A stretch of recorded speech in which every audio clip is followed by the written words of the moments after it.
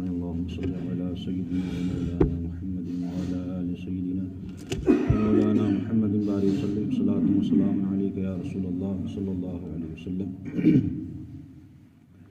بسم اللہ الرحمن الرحیم۔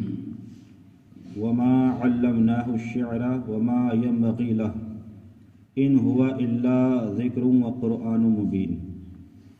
رب نے قرآن مجید میں ارشاد فرمایا اور ہم نے ان کو شعر کہنا نہ سکھایا۔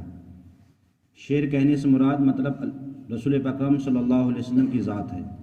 مطلب اللہ تعالیٰ یہ ارشاد فرما رہا ہے کہ ہم نے اپنے محبوب کو جو دنیا میں بھیجا ہے وہ شعر کہنے کے لیے نہیں بھیجا ہے۔ اس کا پس منظر و شان نزول یہ تھا کہ جب میرے آقا صلی اللہ علیہ وسلم پر قرآن مجید جب نازل ہوا تھا تو مکہ کے کافر یہ کہتے تھے کہ یہ قرآن جو نازل ہوا ہے یہ کوئی آسمانی کتاب نہیں ہے بلکہ یہ شعر ہے، یہ شعر و شاعری کرتے ہیں، مطلب یہ حضور سے کہتے تھے۔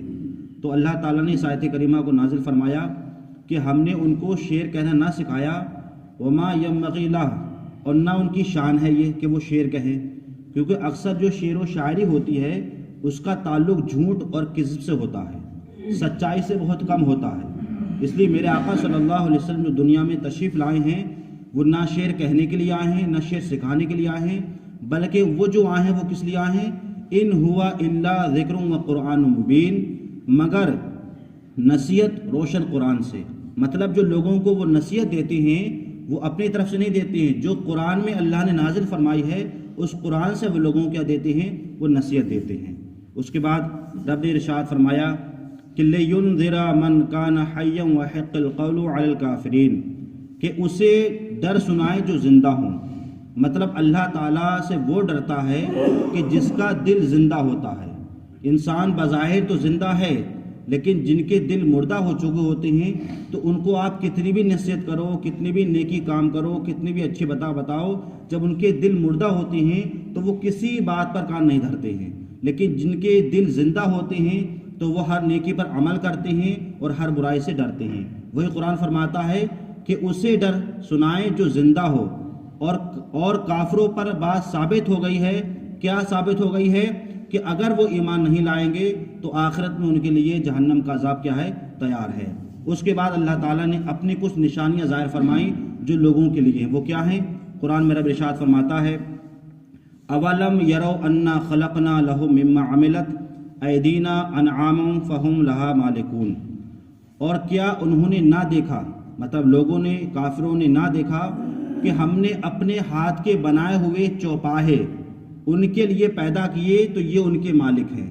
مطلب اللہ تعالیٰ فرما رہا ہے اے لوگوں، ہم نے آپ کے لیے چوپاہے جو جانور پیدا کیے ہیں، اونٹ ہو، گائے ہو، بیل ہو، بکری ہوں، بھیڑیں ہوں، یہ دوسرے جتنے بھی جانور ہیں پیدا تو ہم نے کیے ہیں، اور کس لیے کیے ہیں؟ تمہارے لیے پیدا کیے ہیں، تم ہی ان کے مالک ہو۔ اب صرف پیدا کرنے سے اس کے بعد کیا فرمایا کہ ان سے فائدہ کیا ہے؟ وَذَلَّلْنَاهَا لَهُمْ فَمِنْهَا رُكُوبُهُمْ وَمِنْهَا يَأْكُلُونَ، اور ہم نے اس لیے پیدا کیے، مالک تم ہو، اور انہیں ان کے لیے نرم کر دیا۔ مطلب ان جانوروں کو تمہارے لیے نرم کر دیا تو کسی جانور پر تم سوار ہوتے ہو اور کسی کو تم کھاتے ہو۔ مثال کے طور پر آپ نے دیکھو کتنے بڑے بڑے جانور ہیں، اونٹ ہے، گائے ہیں، بیل ہیں، بھینسیں ہیں، لیکن اللہ تعالیٰ نے تمہیں اس کا مالک بنا دیا اور تم جیسا چاہتے ہو ان کے ساتھ کرتے ہو۔ حالانکہ اونٹ اتنا خطرناک ہوتا ہے کہ کسی پر بھی حملہ کر سکتا ہے، لیکن اللہ تعالیٰ نے ان کے لیے ایسی بنا دیا کہ جہاں تم جاتے ہو انہیں لے جا سکتے ہو۔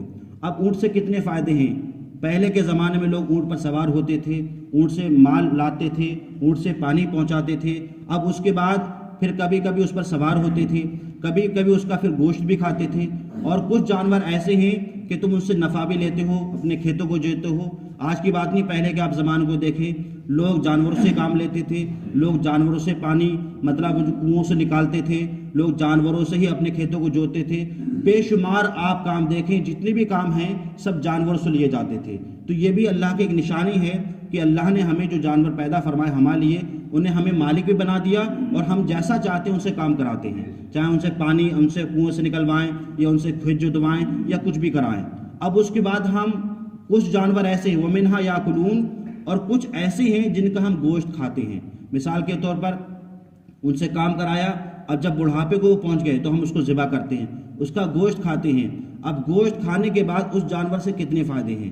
ہم نے گوشت کھایا، اس کی کھال نکلی، اس کھال سے ہم نے بے شمار چیزیں بنائیں جیسے لوگ پہلے بناتے تھے.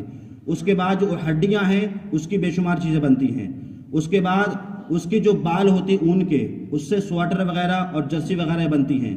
اس کی جو کھال ہوتی ہے اس کی جیکٹیں بنتی ہیں، بیلٹیں بنتی ہیں. اس کے علاوہ اس کا جو گوبر ہوتا ہے اس سے گیس تیار ہوتی ہے. تو آپ یہ دیکھیں کہ جانور کی کوئی بھی چیز ایسی نہیں ہے جو بیکار ہو. اس کے علاوہ اللہ تعالیٰ نے دودھ پیدا فرمایا جانور سے، اس دودھ کو ہم پیتے ہیں. اس کے بعد اس سے مٹھا بناتے ہیں، دہی بناتے ہیں، گھی بناتے ہیں، اور اس مٹھے کے دودھ کے ذریعے سے کتنی میوے بنتے ہیں، کتنی چیزیں بنتی ہیں. تو گویا کہ اگر صرف ایک جانور میں ہی ہم دیکھیں تو اللہ تعالیٰ کی بے شمار نعمتیں ہیں جو صرف ہمارے لیے ہیں. تو اللہ تعالیٰ فرما رہا کہ جب ہم نے تمہارے لیے اتنا سب کچھ کر لیا تو کیا تم ہمارے لیے اتنا نہیں کر سکتے؟ تم ہم پر ایمان لاؤ اور ہمارا کہنا مانو. بے شک جس نے ہمارے لیے سب کچھ پیدا کیا ہے تو ہمارا یہ حق ہے جو وہ کہہ رہا ہے ہم اس کی بات کو مانیں. وہی قرآن نے ارشاد فرمایا وَلَهُمْ فِيهَا مَنَافِعُ وَمَشَارِبُ أَفَلَا يَشْكُرُونَ، اور ان کے لیے ان میں کئی طرح کے نفع ہیں جو ہم نے بیان کیے. گھی بھی ہے، دودھ بھی ہے، گوشت بھی ہے، دہی بھی ہے، ہڈیاں بھی ہیں، کھالے بھی ہیں، اور پینے کی چیزیں بھی ہیں، مطلب دودھ ہے اس سے پیتے ہیں. افلا یشکرون، تو تم اس کا شکر ادا کیوں نہیں کرتے؟ تو بے شمار اللہ نے ہماری نعمت عطا فرمائی ہیں تو ہمیں چاہیے کہ ہم اس کا شکر ادا کریں. اللہ تعالیٰ مجھے بھی اور آپ کو بھی قرآن پاک سمجھنے کی، اس پر عمل کرنے کی توفیق عطا فرمائے. اللہم صلی علی